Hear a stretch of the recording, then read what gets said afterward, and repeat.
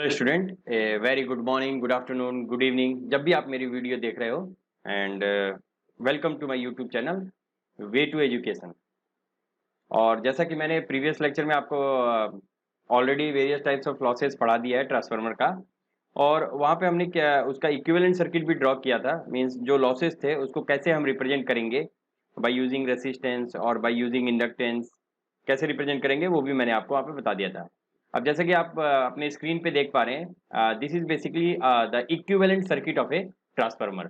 एक practical transformer जिसमें various types of losses है, वाइंडिंग लॉस है, कॉपर लॉस है, वेरियस टाइप्स ऑफ लॉसेज हैं। उन लॉसेस को हम एक इलेक्ट्रिकल इक्विवेलेंट सर्किट में कैसे रिप्रेजेंट करेंगे, that is given by this circuit diagram. ठीक है। अब इलेक्ट्रिकल इक्विवेलेंट सर्किट की हमें जरूरत क्या है?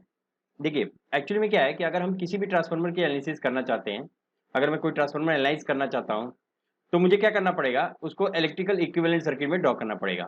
केवल ट्रांसफार्मर के लिए नहीं, बहुत सारे ऐसे सर्किट है, मैकेनिकल सर्किट्स है, मोटर्स है, डीसी है, जिसको हम इलेक्ट्रिकल इक्विवेलेंट सर्किट में ड्रॉ करते हैं, ताकि जब वो इलेक्ट्रिकल इक्विवेलेंट सर्किट हम उसका बना सके तो हम उसमें आसानी से केवीएल, केसीएल या अपने जो कन्वेंशनल जो लॉज है, थ्योरम्स है, वो अप्लाई कर सके और वेरियस पोजीशन पे वोल्टेज, करंट, ये सब चीजों की वैल्यू फाइंड आउट कर सके। तो आपको समझ में आ गया कि एडवांटेज क्या है हमारा, why we are using this kind of electrical equivalent circuit. ठीक है।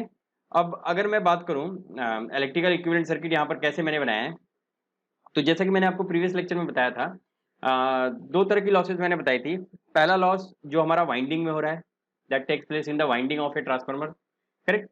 And the second loss that takes place in the core of the transformer, since the winding is at primary side as well as at the secondary side. दोनों side winding है, primary side भी है, secondary side भी है, जैसे कि आप देख सकते हैं। तो मैंने आपको क्या बताया था कि वाइंडिंग में क्या हो रहा है, सबसे पहला लॉस जो है that is basically due to the resistance of the winding. So resistance of the winding, we also call it as a winding loss. So that resistance is basically represented by this R1। ठीक है, R1 से मैंने represent किया। और मैंने आपको बताया था कि वहां पर क्या होता है कि वाइंडिंग में there is a leakage flux loss, means air के थ्रू क्या हो रहा है, कुछ फ्लक्स जो है वहीं पे लीक कर जा रहा है, correct. So that leakage flux loss is basically represented by this X1, correct. ठीक है। अब अगर मैं यहां पर बात करूं इसी तरह से, जैसे प्राइमरी में वाइंडिंग है, सेकेंडरी में भी वाइंडिंग है, तो सेकेंडरी में जो वाइंडिंग है वहां पर भी वाइंडिंग लॉस में रेसिस्टेंस R1 और X1 होगा। तो बहुत ज्यादा एलिब्रेट नहीं कर रहा, ठीक है। तो यहाँ पे पहले मैं डिफाइन कर देता हूँ R1, X1, R2, X2 को। तो जस्ट मैं प्राइमरी साइड पहले अज्यूम कर रहा हूँ, क्योंकि सेकेंडरी साइड में वाइंडिंग लॉस ही है। तो ये जैसा कि आप देख सकते हैं, this is the primary side and how we can define this R1। so this R1 is basically the winding resistance loss, correct. अब ये प्राइमरी में भी होगा और सेकेंडरी में भी होगा। और X1 को मैं क्या कह सकता हूं, this X1, this is the basically this is leakage loss due to the leakage of flux, correct, by air, due to the leakage of flux. ठीक है, ये R1। अब ये देखिए, ये क्या चीज है, ये R0 and this X0 basically combine to form the core loss. तो R0 को मैं क्या कह सकता हूं, R0 is basically the loss due to the core. ठीक है। तो R0 को जैसे मैंने वहां पे आपको डिफाइन किया था, basically this core loss is divided into two parts, one is the hysteresis loss and other is the eddy current loss.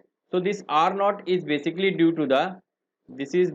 to the ED current loss, means this is the equivalent of ED current loss, and this X0 is the equivalent of the hysteresis loss. So this is all about the primary. Now suppose that at the secondary there is no core loss, क्योंकि core loss को हमें एक ही time दिखाना है, तो core loss नहीं होगा। In the secondary there is R2, which is also the winding resistance loss,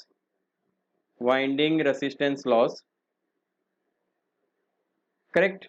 You can see this is winding resistance loss, and X2 basically this is the leakage loss same as compare to the primary, correct.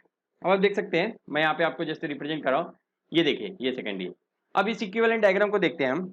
यहाँ पे क्या हो रहा है, ये I1 current इसमें से flow कर रहा है, ठीक है। ये I1 करंट में से this core loss is parallel. ये सर्किट क्या होगा, कोर कैसे कनेक्टेड है, वाइंडिंग के पैरेलल में कनेक्टेड है, इसलिए हमने इसको पैरेलल में दिखाया। ये क्या है, नंबर ऑफ टर्न्स रेशियो, और उसके बाद सेकेंडरी साइड में भी वाइंडिंग में कोर लॉस हो रहा है, वो हमने रिप्रेजेंट कर दिया, ठीक है। तो इस तरह से आप एक प्रैक्टिकल सर्किट का और एक equivalent diagram of a transformer, practical transformer you can means draw like that only, ठीक है।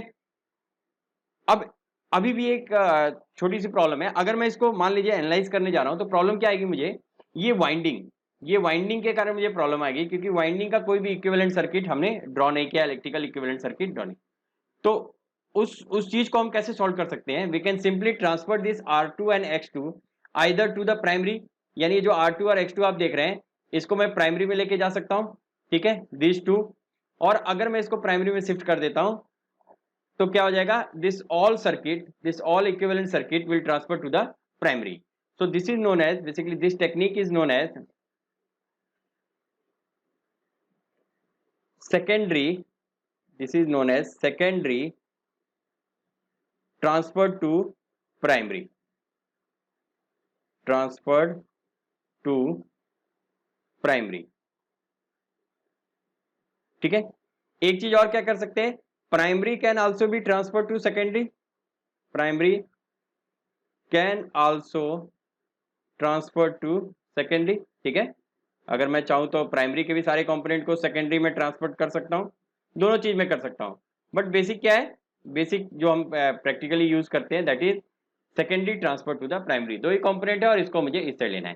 अब आइए देखते हैं इसका डेरिवेशन की, इसको कैसे हम ट्रांसफर कर सकते हैं, ठीक है। तो अगर मुझे, मैं ये केस अज्यूम कर रहा हूं, अगर मुझे R2 और X2 को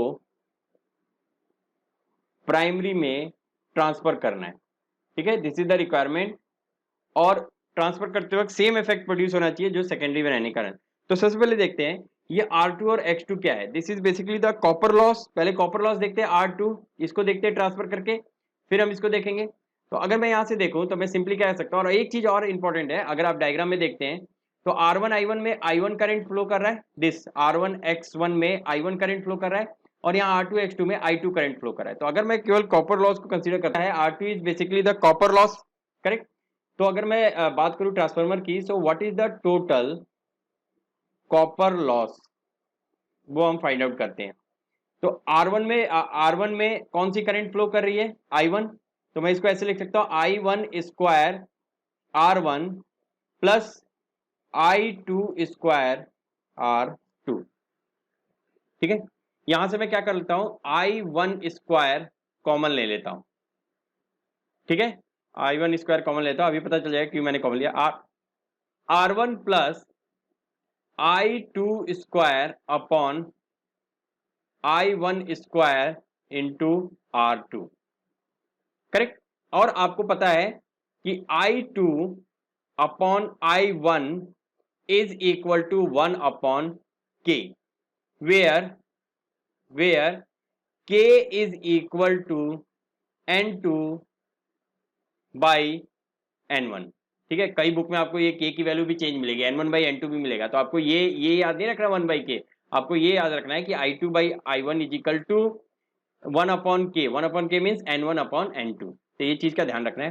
तो ये सिंपली मैं यहाँ पे पुट कर देता हूं, तो total copper loss, so from here total copper loss is equal to I1 square R1 plus, इसकी जगह पे मैं क्या पुट कर दूंगा, 1 upon K square, so this is R2 upon K square, ठीक है।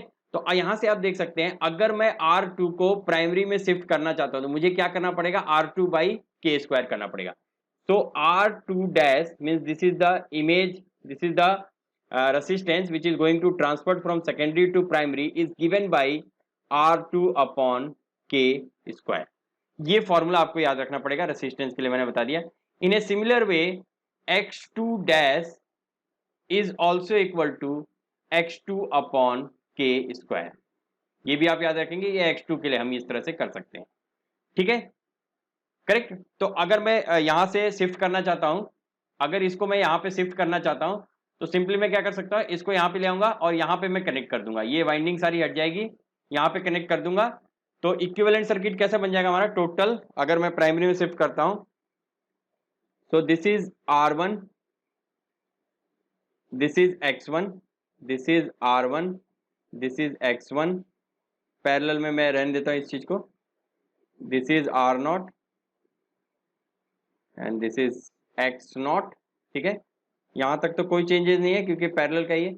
इसके आगे मैंने क्या किया, I have transferred this X2 dash and R2 dash, ठीक है, ये क्या हो गया आपका x2 dash and this is r2 dash and we know that r2 dash is equal to r2 upon k square and x2 dash is equal to x2 upon k square, correct. अब voltage का भी देख लेते हैं, ये voltage V1 जो था कोई चेंजेस नहीं, यहाँ पे जो वोल्टेज आ रहा है वो क्या हो जाएगा, this voltage is E1, correct. यहाँ पे जो करंट फ्लो कर रहा था I1, इसमें से ये I0 निकल गया, ये I1 करंट हो गया, ठीक है, यहाँ भी I1 करंट हो गया सेम, हमने जब उसके इफेक्ट को ले लिया, और यहाँ पे क्या हो जाएगा V2 डैश डैश हो जाएगा, और यहाँ पे क्या हो जाएगा, this is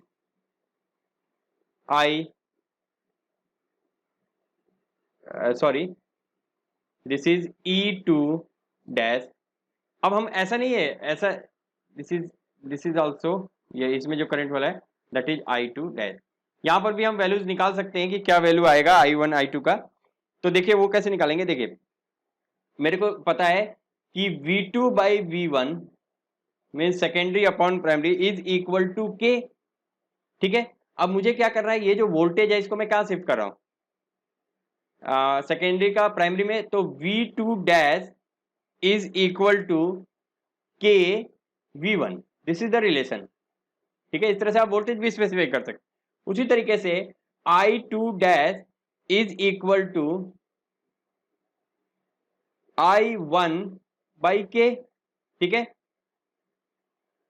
correct. So we are using this relationship I2 by I1 is 1 upon K, तो यहाँ I1 लगा दिया, तो this by using this relation and this relation we can also specify the I2 dash and V2 dash. तो इस तरह से हम क्या कर सकते हैं, कोई जो सेकेंडरी में जो भी सर्किट था उसको हमने प्राइमरी में ट्रांसफर कर दिया। By this similar way we can also transfer this primary to the secondary. तो अगर हम प्राइमरी से सेकेंडरी में लेके जा रहे हैं तो एग्जैक्टली इसका अपोजिट हो जाएगा, R1 dash is equal to R1 के स्क्वायर मल्टीप्लाई हो जाएगा, और यहाँ पे क्या देगा x2 dash is equal to x1 dash is equal to x1 K square यहाँ मल्टीप्लाई हो जाएगा अगर प्राइमरी से लेके जा रहे हैं, और यहाँ पर क्या हो जाएगा एग्जैक्टली इसका अपोजिट, मीन्स अगर प्राइमरी से सेकेंडरी में लेके जा रहे हैं तो क्या करना होगा, जो हमने ये फॉर्मूला याद किए इसके एग्जैक्टली अपोजिट। तो मैं आपको एक ही के लिए बता रहा हूँ फॉर्मूला, दूसरे के लिए आप एक ही का फॉर्मूला याद रखेंगे, दूसरे को आप इसी के थ्रू डिराइव कर लेंगे। दूसरा चीज क्या है, इसको जब सेकेंडरी में लेके जाएंगे, ये कोर लॉस जो ये R0 और X0 है, इसको अगर हम सेकेंडरी में लेकर के जाएंगे तो इसमें कोई चेंजेस नहीं होगा, ये ऐसा का ऐसा ही चला जाएगा क्योंकि कोर लॉस है, और आपको मैंने बताया था core loss is constant, correct. if core loss is constant whether it is at the primary side or secondary side, this is same. So this is all about the equivalent circuit and transferring of the equivalent circuit component from primary to secondary or secondary to primary. मेरे ख्याल से ये clear होगा। इसके बाद भी अगर कोई डाउट है तो you can simply write it in the comment window. I will try to solve that doubt and thank you.